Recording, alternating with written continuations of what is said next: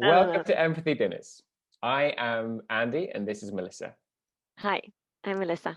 We host dinners, now on Zoom, on controversial topics with people who have opposing views with the aim to have a dialogue. We're all about relating rather than debating. Empathy Dinners is about creating a safe space for all views to be heard and practicing understanding each other. Melissa? Yeah, so it's a bit of a empathy dinners became a bit of a game, and the point of the game is not winning the game, but if we were to pretend that it was about winning, the win would be to understand the other participants. And we also want to encourage our listeners to also play the game and try to be as open-minded as possible and see if you can understand the opinion that you agree the least with, just to experiment, just to play the game and see if you might learn something new or we might learn something new. And we're sitting here today with Lily Hansen and Jesse Lee Peterson. Lily, would you like to introduce yourself?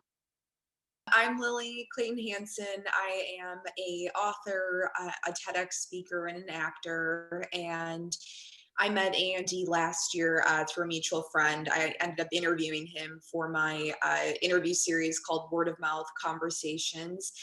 And last year I did a TED Talk that was voted the most popular one at the event about empathy and how I use it to interview people from all walks of life. Wonderful. Thank you, Lily. And so we also have Jesse Lee Peterson with us. Jesse, would you like to introduce yourself? I will. Thank you.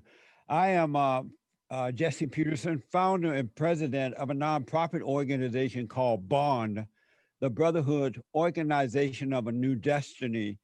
And for 30 years now, we have been rebuilding the family by rebuilding the man, bringing men back to their natural state of being before they fell away from or were turned away from their fathers. We tutor, we counsel. I started an entrepreneur academy where we were teaching men around the world how to start businesses and things like that. I do a daily radio talk show called the JesseLeePeterson.com. I have a TV show, The Fallen, Fallen, The Fallen State.tv. And I also write books and have fun. Life is amazing. Yeah, it is. Thank you, Jesse. Great. So shall we start? Yes, so just to say that my role in this process is going to be the timekeeper and Melissa's going to be the facilitator. Great. And yeah, we tend to swap roles in each dinners and support each other in holding the process. Okay. Great. So we'll start with our first round. We like to start with a round of what do you value in life? What's important to you in this time of your life at the moment? And you have 90 seconds to share each what is currently the most important to you in your life and what you value in life. Lily, would you like to start?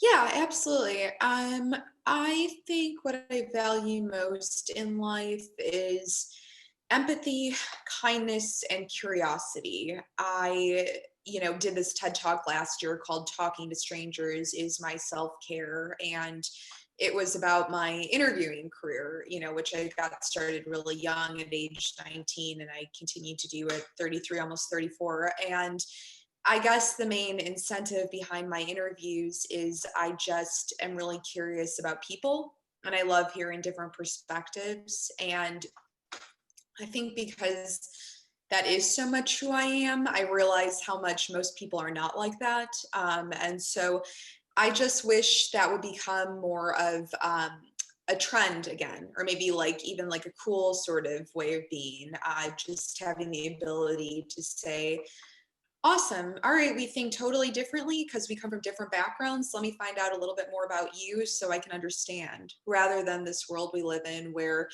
we go, oh no, you think different than me. You're a bad man. Yeah. Thank you, Lily. Yeah, so very fitting for our show as well. So amazing. Thank you so much. And Jesse, you have 90 seconds to share. What do you value in life? What's important to you at this moment? I value what's right. I love what's right more than anything else with all my heart, soul, and might. I value family. I love the order of family, and that order is God in Christ, Christ and man, man over woman, and woman over children. I love and value seeing men and women return to their natural state of being, because once they return to their natural state of being, they will operate from perfect love, instead of anger, instead of hatred.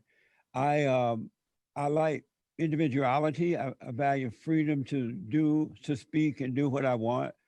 And if people disagree with me, fine. If they don't, fine. Because I don't take things personally, because I love what's right more than anything else. Thank you, Jesse. So we'll start the process with the first round, which is to hear. Um, Again, I wonder, Jesse, if you would like to start this time and to give us, you have 3 minutes to share why it's important for you to vote for Trump. And Lily will try to empathize and listen, and we'll go to the response rounds afterwards. Okay. Well, it's important to vote for Donald Trump because we're losing the country, we're losing America, and the world around us. And for when I was growing up, America was and still is an amazing place, but we have not had, and I call Donald Trump the Great White Hope, by the way. We have not had a man who is not afraid to tell the truth, who is not afraid to put the country first, who is not afraid to deal with our enemies in the right way. He's not afraid of being called racist or or hated misogynist or whatever they call him, because he loved what's right. And over the last 4 years, he brought back jobs and opportunities, he restrictions where we can now start small businesses. I love the fact that Donald Trump loved the country and the people. We are Americans, and he's finally uniting America again. Of course, those who hate what's right are being separated from those who love what's right, and that's fine because that's the way it should be. But I like the fact that the president is bringing back the order of what is right.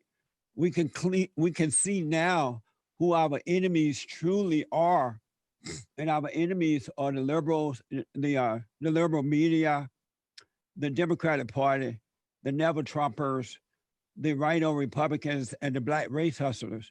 They serve evil, and they never had a plan to make America great again. And so we finally have a president who is a man. He's not afraid. He has love. He operates from love. And he's making America great again in so many ways. And I'm happy that he will get 4 more years because he's not done yet, because he is fighting the enemy within and the enemy without. And if you're not really rooted and grounded in what is right, that would be something difficult to do. But this president is dealing with rhinos who are turning against him within the Republican Party, the FBI, the CIA. It's hard to find someone for him that he can really, really trust. But in spite of that, he is doing it anyway. I love the fact that he's put conservatives on the courts and that he is dealing with issues like racism and sexism and homophobism, Islamophobism, deadbeatism, white supremacism, and Allahu Akbarism. Those things do not exist. He's making it clear that it's either right or wrong, good or evil. It has nothing to do with you being a male or female, whatever color you are. Our country is a Judeo-Christian nation, and he's bringing that order back. Stop. I like the fact that 3 minutes. Is it up? Okay. You could just, if you just want to, do you just want to finish the sentence? What you were saying? Okay. I like the fact that he's bringing Christianity back, because Christianity is the most hated religion on this side of heaven, because it is the greatest religion. It's the best religion. He's bringing that back, and I'm grateful for that. Okay. Thank you, Jesse. Andy, do you want to show the card for our first round? So this round is just about, it's not about agreeing. We're not asking anyone to agree with what Jesse has said, and it's not about conforming to the opinions, but rather to find something that you liked, something that you appreciated. So Lily, would you be able to have 2 minutes to just say something that you liked about what Jesse said? Sure. I liked how clear he was in his convictions. I mean, he really knew what he wanted to say. I mean, I always admire that about someone, especially when they're speaking. There was a start, a middle, and an end. I admired, your patriotism. I admire, the fact that you are a big proponent of Christianity. I'm not personally someone that follows any sort of religion, but I always respect that because I think that provides a moral compass. And I liked your emphasis on family. I mean, that is something. I'm not pro-life, but I mean, I certainly admire, having a family as sort of the centerpiece of one's life. So yeah, and I liked the way that you paced, what you said. I mean, I think you're very well spoken, obviously, because you have a television and a radio show. Thank you. Great, thank you, Lily. So our second round is our clarifying questions round. And so Lily, do you have any questions for Jesse that would help you understand him better?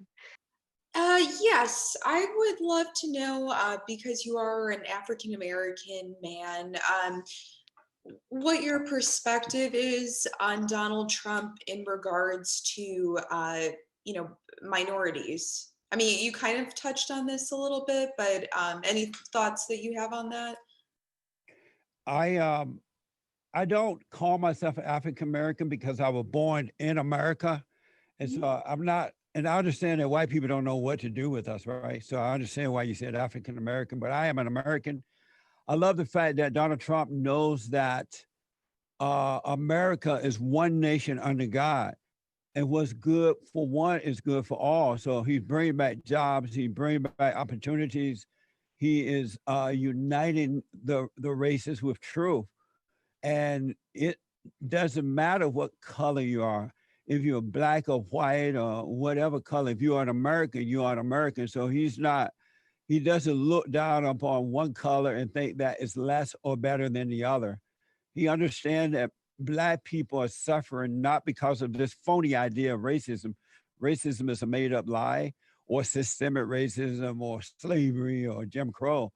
That the family is important. You need a father and mother in the home. So he's making it possible by creating an opportunity to restore that family where the father and mother can be there to guide the children in the right way to go. It's not about the color at all. Yes, how is he doing that? Because that was something you said I thought was really interesting. Under Donald Trump, there are more Black people working. Well, due to the Chinese virus thing, it's kind of slowed down a little bit. But there are more people working today more Black people working than any other time in the history of America, and which mean that those who are getting married, the mother can stay home and watch over the father's children. She can make sure that they're taken care of. She doesn't have to go out and try to earn a living, and kids are left alone. There are more opportunities for Black Americans if they wanted education to get an education, whether it's at a Black university or so-called white university. Those opportunities are there now. Black people are finally getting back to work and doing it for themselves. Okay. And then let me see one last thing. When was America great before?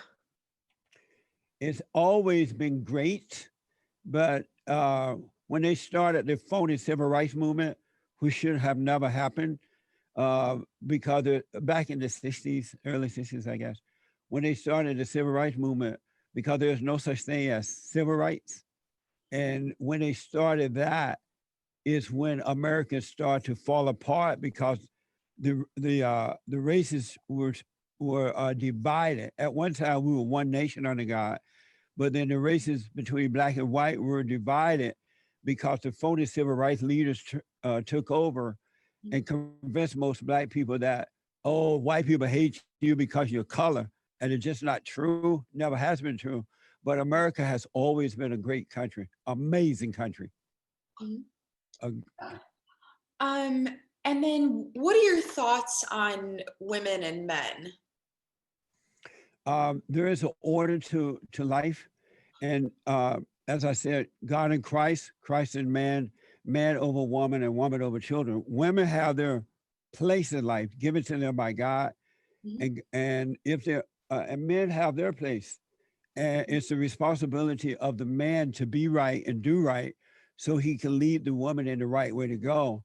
Because unless the woman grew up close to her father, she doesn't have a logical mind. She has an illogical mind with like her mother. And so when women take over, things tend to go to hell in a handbasket.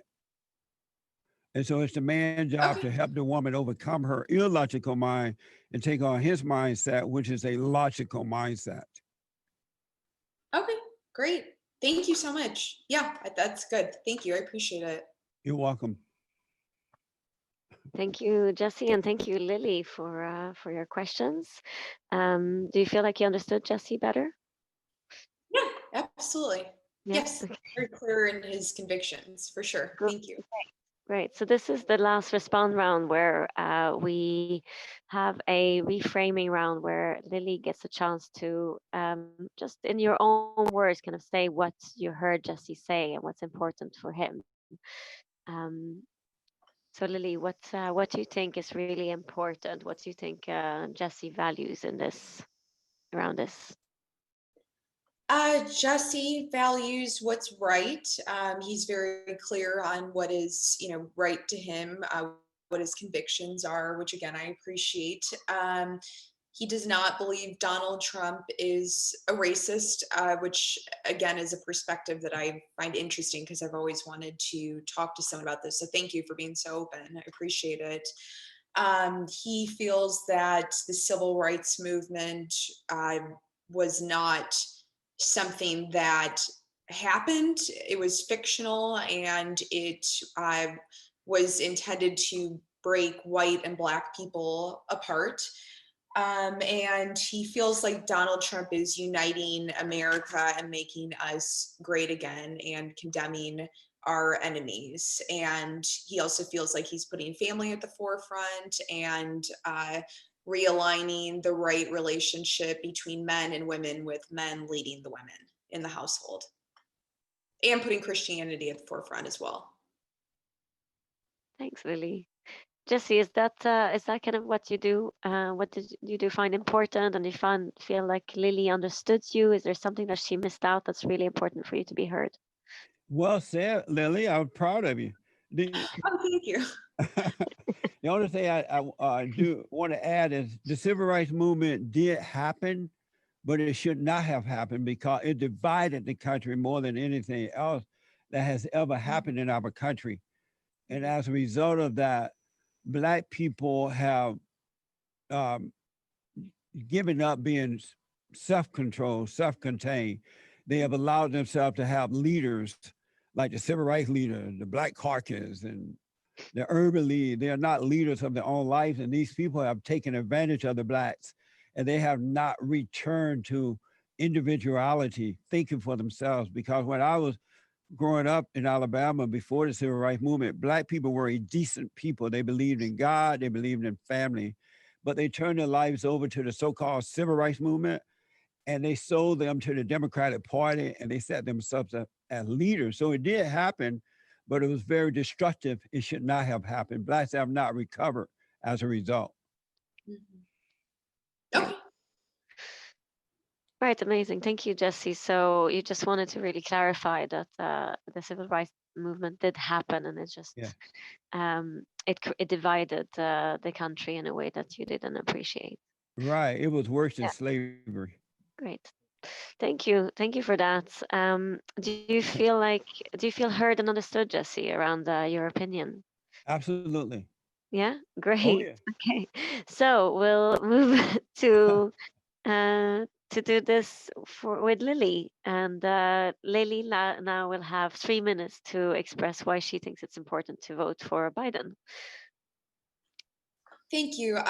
So I'll just begin this by saying I did actually ask several people in my life, 2 family members, 3 good friends and collaborators, for some assistance on this argument, because I feel like it's important to bring in different perspectives.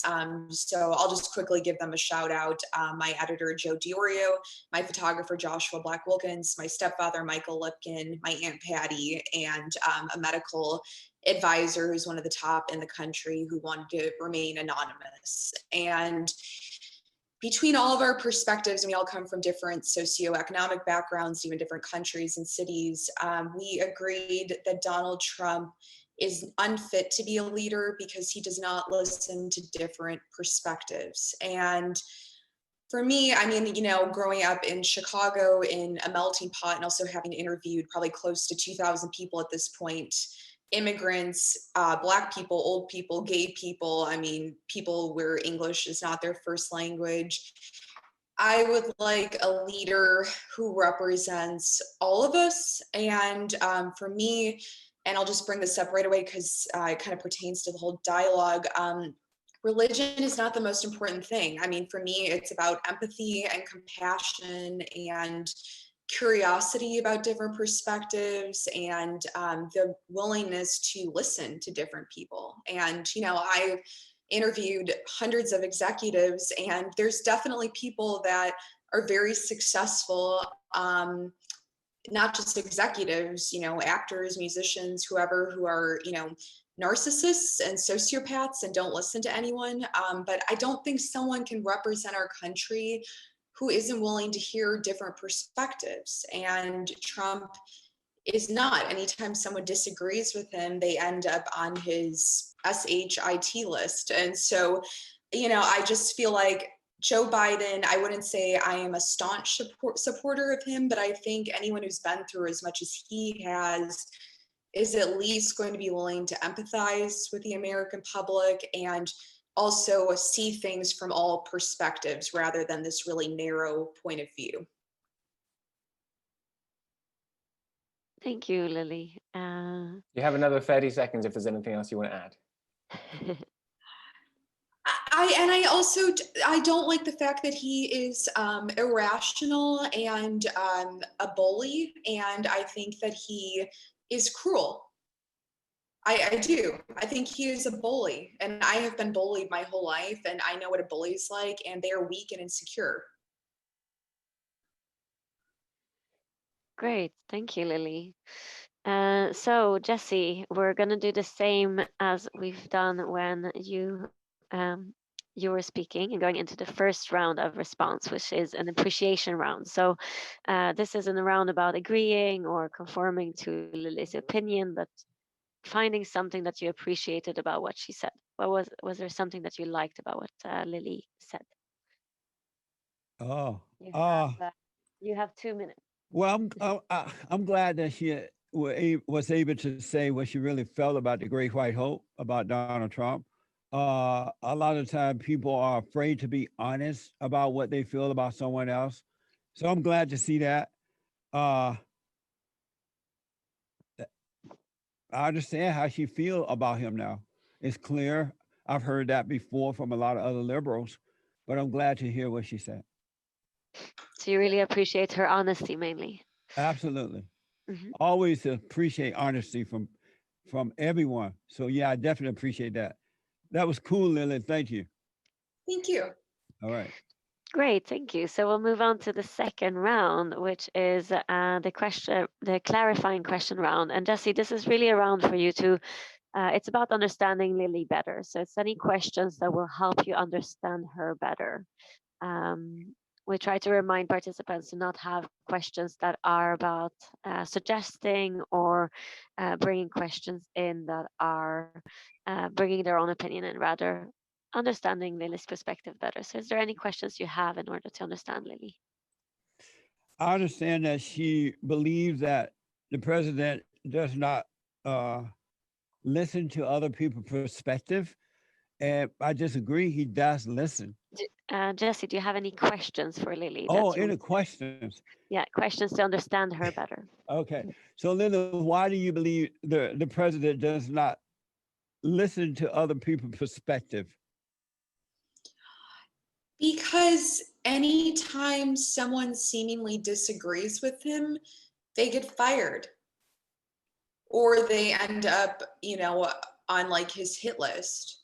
And it's happened time and again. And, when I watched the first debate, I don't own a TV because I protect myself mentally a lot of times from watching the news because I find it to be disturbing. But just the way that he conducted himself in his discussion with Joe Biden, where he interrupted him and wouldn't listen. And anytime Joe said something that seemed to be in opposition to what he thought, he would just interrupt him. And that to me is a complete lack of respect for someone else's opinion and point of view. And really, truly, that comes down to their moral compass. Because if we really are willing to listen to someone else's opinion, then we're willing to respect their character. Do you have any other questions, Jesse? And why do you believe that the president is a bully? Because he makes fun of people publicly, even if they have some sort of a disability or something they are not in control of. I just think he's a really unkind person. It's all I've witnessed in his presidency.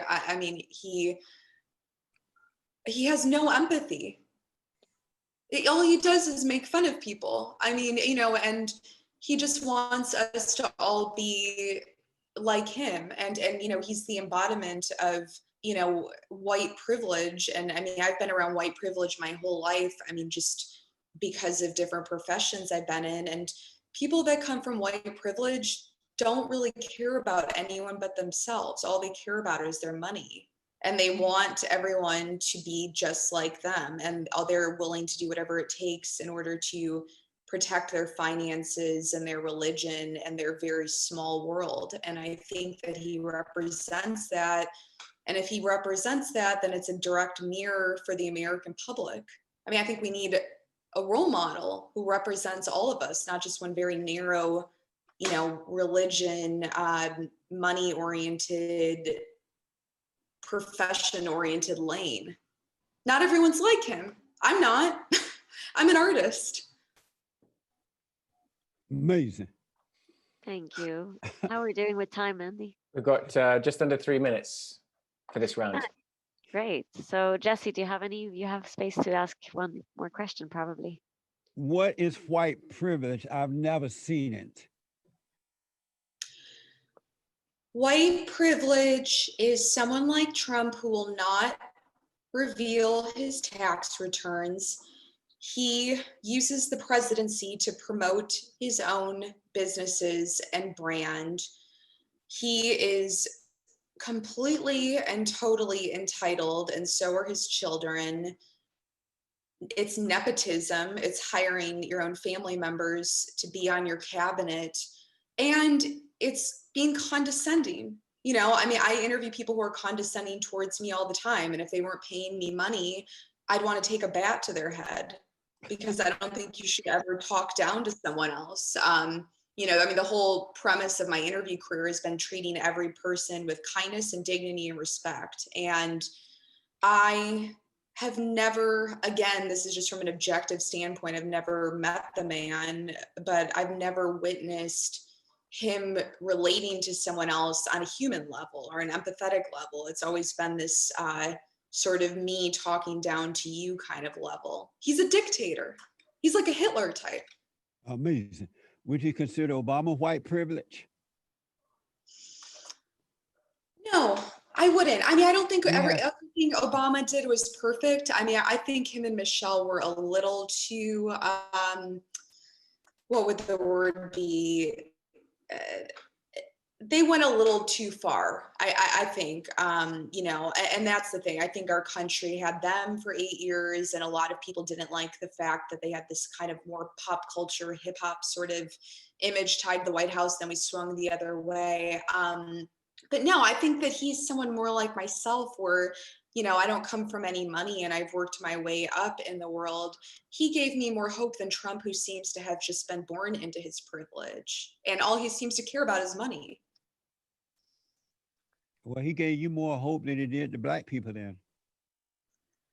I've heard that before. Yeah. How are we doing on time? We've got 20 seconds left, so we should probably wrap up this round. Oh, did you know that the president is not getting paid to do what he's doing? He donated his salary to nonprofits. I did. And Yes. what do you think about if he were white privilege, would he be doing that? Jesse, Oh, I'm just going to stop you because we're trying to follow the structure and the all game. right. Okay, And so we're going to move on to the next round, if that's okay. that's fine. I think if we're trying to have the structure, because I think if we didn't, we'll probably be here for 5 hours trying to do something a little bit different. All right. So the last round is kind of what Lily did with when she was listening to you. Is she had 2 minutes to reframe, to kind of reflect back what she heard was important for you. And so this is around the last round is, Jesse, around where you have 2 minutes to share what you heard was really important, what you think are not word by word, but the key points that you think are important for Lily to be heard, what she values. So you have 2 minutes now, Jesse. So I have to say what I think what she said was valuable. What you think is important to her. So Oh, okay. the points that are important to her that she might want to have heard. Number one, she said that she believed that Donald Trump doesn't listen to different suspicion. And so I believe she's saying that she never had anyone to listen to her while growing up. And so her father didn't listen to her, because Donald Trump definitely listened to people. He just doesn't agree with all the stuff you hear, right? So she feel like she need him to listen to her more. Hang on, I don't think that was actually something that Lily said. I'm sorry? I don't think that was actually something Lily said. What do you say?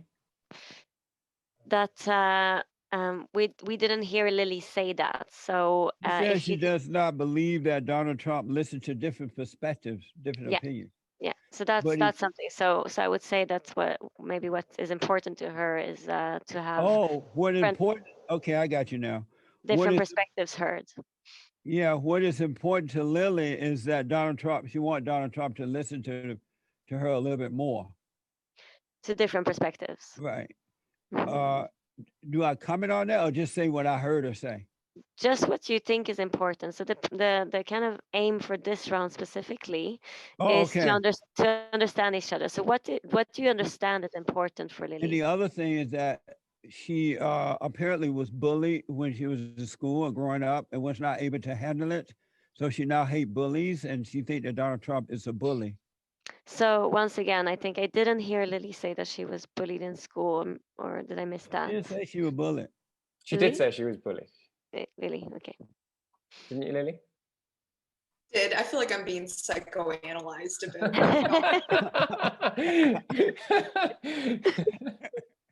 It's interesting. I want to hear more about my relationship with my father. Maybe we'll get all Freudian here. So what's really important, Jesse, is that you're just saying what you heard without adding anything. Oh.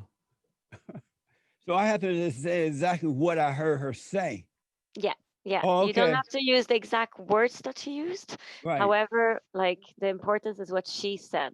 Okay, so number one, she does not believe that Donald Trump listened. Great. And number two, she believes that he is a bully. And number three is she liked Joe Biden. Lord knows why, but she liked Joe Biden. And white privilege, she believed that white privilege exists and that the president is about his money rather than a white privilege rather than the people. That's what I heard her say. Mm-hmm. Perfect. Yeah. Thank you. Is there something, Lily, that you find that would be important for you to have heard, like something that that has been missed that really wants to be heard? The diversity of perspectives. I think that was the thing that I, really is like the foundation of the work that I do and what I'm looking for in a presidential candidate. Right. So that the kind of different perspectives and perspectives from all different backgrounds is really important for you to kind of build a holistic picture. Is that it? Exactly. Yes. Yeah. Yes. So Jesse, like one of the key things that we really hear like now Lily is important for her is that the different perspectives are really important to her and really having a varied viewpoints from different backgrounds. Would you be able to kind of reflect back to Lily what you hear is important for her in that? What I hear her saying is that what I hear her saying, right, about that. Okay. Is important. That she want to hear this is different perspective, but she doesn't, I don't know. She think that they should agree, but you don't, most of the time you don't agree with different things that you hear. So I didn't hear Lily say that, and correct me if I'm wrong, Lily, but I didn't hear her say that they need to agree, just that the varied perspectives are important. Is that correct, Lily? Yes, varied perspectives. Right. Yeah. So So she not want to hear various perspective from different people. various perspectives, yes, exactly. Right. But they don't have to agree. But you don't have to agree, right? Right, exactly. Okay, we've run out of time for the reflection round. Great, thank you. All right. Interesting process. Looks like quite a new way of having a dialogue, or a different way. I know. Thank you. They should teach this in school. It's like fascinating. Lily, did you feel understood by Jesse? Not really, but that's okay. I mean, I think you gave it your best shot, so I appreciate that. I think you were respectful. Understood? No, not at all. Did you feel that he listened? No, not at all. You didn't feel like he listened, or that you didn't feel understood? No, and I felt like he projected all of his viewpoints onto me and was trying to like relate everything I said to like psychology or psychoanalyze my background. It was projections more than empathizing, but that's okay. Again, I mean, I'm here to learn, so Yeah, so there's kind of like maybe a wish of having been just heard for what you said, rather than added information that wasn't said or guessed. yeah, because that's the objective of this, right? Yeah. How is that for you to hear, Jesse? Well, I didn't realize that for that round, I didn't realize you wanted me to just repeat what she said and leave it at that. Mm. And so that's why I would add in the other part to it. But I heard when she said she believed the president doesn't listen to different opinions, and she thinks that he's a bully. Perfect. Thank you. Thank you, Jess. And great. Okay, so thank you very much for both participating. And did you have anything else to say?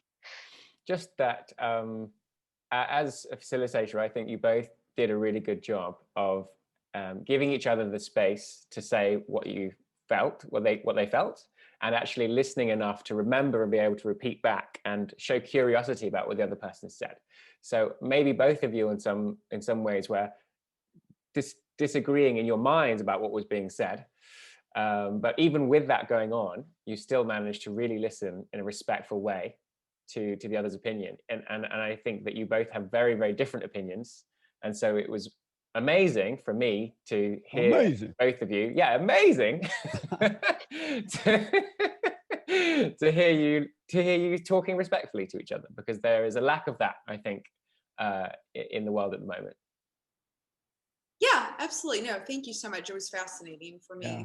Thank you for sharing your viewpoints. Absolutely.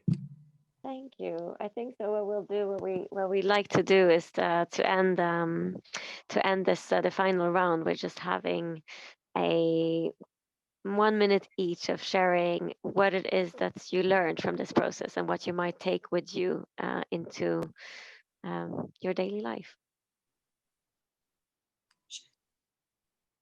Do you want to go first, Jesse? You can go first, Lily. Go ahead. I mean, I just learned how to listen. Again, I mean, we do come from completely different perspectives. I, can't personally relate to anything he said, but once again, I found it fascinating. I mean, and I've always wanted to have a conversation like this. So I'm just grateful that someone was, bold enough to sit here and talk to me, and it was done in a way where I felt safe being honest. I mean, I think that's worth its weight in gold. So thank you. You're welcome. Right. Is it my turn?